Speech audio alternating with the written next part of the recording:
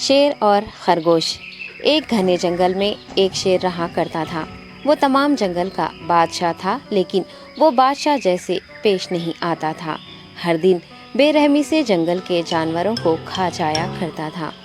شیر کے خوف سے جنگل کے جانور چھپ جایا کرتے تھے اور خود اپنی بھوک و پیاس کو مار کر سخت مشکلات سے دوچار ہونے لگے تھے۔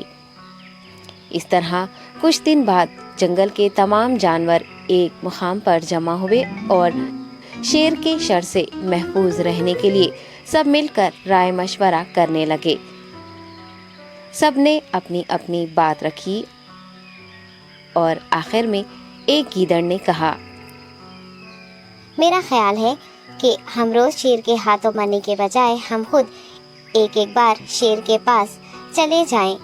اس طرح روزانہ شیر کسی ایک کو کھا لے گا اور ہم سب اپنی اپنی باری سے چلے جائیں گے اور بلا خوف و ڈر سکون سے زندگی گزاریں گے۔ گیدڑ کے مشورے پہ تمام جانور رضامند ہو گئے۔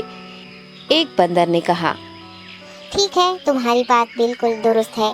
موت کا خوف کرنے کے بجائے اپنی باری آنے تک ہم اطمینان و سکون کی زندگی گزار سکیں گے۔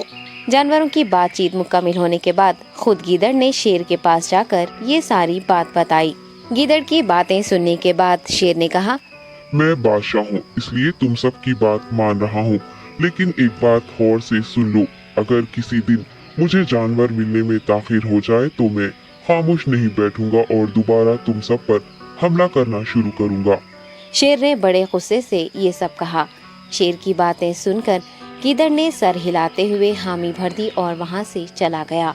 اس دن کے بعد ایک ایک جانور بلا ناغہ اپنی اپنی باری کے مطابق شیر کے پاس جانے لگے اور شیر سکون سے اپنے پاس آنے والے جانوروں کو مار کر اپنی بھوک مٹانے لگا۔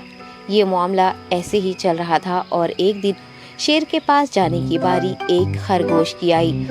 وہ خرگوش بہت ہی ہوشیار تھا۔ اسے شیر کے پاس جانا منظور نہیں تھا اور اس نے اپنے ساتھی جانوروں کو بے رحمی سے مارنے والے شیر کو سبق سکھانے کی ٹھان لی اور ایک اچھی تدبیر نکال کر آہستہ آہستہ شیر کی گفا کے پاس پہنچ گیا۔ تاخیر ہو جانے سے شیر کافی غصے میں تھا اور خرگوش کو دیکھ کر غصے سے کہنے لگا، میں نے تم سب کو پہلے ہی کہہ دیا تھا، دیر ہو جائے تو میں خاموش نہیں بیٹھوں گا۔ تم نے وعدہ خلافی کی ہے، اس لیے میں جنگل جا کر من چاہے جانور کا شکار کر کھا جاؤں گا۔ تب خرگوش نے شیر سے کہا، معاف کر دیجیے بادشاہ سلامت، غلطی ہو گئی اور اس کا ایک واجب سبب ہے۔ اطمینان رکھیے، میں بیان کرتا ہوں، آپ سنیے اور اس کے بعد آپ آرام سے مجھے مار کر کھا لیں۔ شیر نے پھر غصے سے کہا، وہ کیا بات ہے، جلدی بتاؤ۔ خرگوش نے کہا، بادشاہ سلامت، میں آپ کے پاس آ رہا تھا اور راستے میں مجھے ایک شیر مل گیا اور مجھے مارنے کے لیے آگے بڑھنے لگا۔ میں نے آپ کی بہادری کی بات اس شیر کے سامنے رکھی، لیکن وہ شیر آپ کے بارے میں بہت برا بھلا کہنے لگا۔ یہ سن کر میں نے غصے سے کہا، تم ہمارے جنگل کے نہیں ہو، ہمارے بادشاہ کے بارے میں ایسی باتیں مت کہو۔ یہ سن کر وہ شیر مجھ پر حملہ کرنے کے لیے تیار ہو گیا۔ یہ دیکھ کر میں نے کہا، تم مجھے مارو گے تو ہمارے بادشاہ تمہیں ہرگز نہیں بخشیں گے۔ تب اس شیر نے کہا، تمہارا بادشاہ میرا کیا کر لے گا؟ میں نے کئی ہاتھیوں کو اپنے پنجے سے مار گرایا ہے، تمہارا بادشاہ ہو یا کوئی اور ہو، میرے ہاتھوں بچ نہیں سکتا اور میرے سامنے کوئی ٹک نہیں سکتا، میں اسے ختم کروں گا۔ یہ سب بدتمیزی کرنے لگا۔ میں نے اس شیر سے کہا، تم ہمارے بادشاہ سے آ کر بات کرو۔ تب اس نے فخر سے کہا، میں کیوں آؤں؟ تمہارے بادشاہ میں دم ہے تو اسے ہی یہاں لے کر آؤ۔ یہ کہہ کر مجھے دبانے لگا۔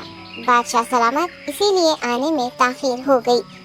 یہ سنتے ہی شیر غصے سے کہنے لگا، چلو ابھی چلتے ہیں، اسے ختم کر دوں گا۔ یہ سننے کے بعد خرگوش نے شیر کو جنگل کے درمیان موجود ایک کنویں کے پاس لے گیا۔ خرگوش نے کہا، بادشاہ اس کے اندر دیکھیے، وہ وہاں آپ کا بے صبری سے انتظار کر رہا ہے، آپ اسے اچھا سبق سکھائیے۔ شیر غصے سے فوراً کنویں میں جھانکنے لگا اور زور سے دہاڑنے لگا۔ تب دوسری جانب سے بھی دوسرا شیر دہاڑتا ہوا محسوس ہونے